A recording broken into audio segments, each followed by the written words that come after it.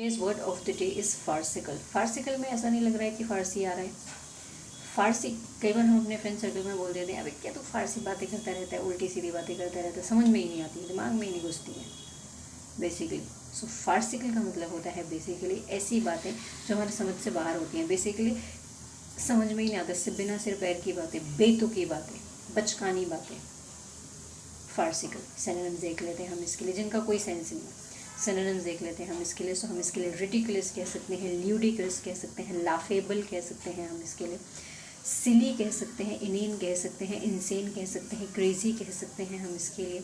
हम इसके लिए नॉन सेंसिकल कह सकते हैं, इलॉजिकल कह सकते हैं, पॉइंटलेस कह सकते हैं, प्रीपोस्टरस कह सकते हैं हम इसके लिए।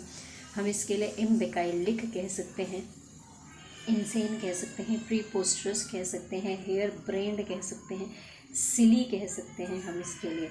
एक वर्ड होता है हेयर ब्रेंड, दोबारा बोल रही हूँ शायद मैं, हाँ ठीक है। हम इसके लिए पॉइंटलेस भी बोल सकते हैं। फिर इडियोटिक कह सकते हैं हम इसके लिए, स्टूपिड कह सकते हैं हम इसके लिए, चाइल्डिश बोल सकते हैं हम इसके लिए, और क्या बोल सकते हैं, मोरॉनिक बोल सकते हैं।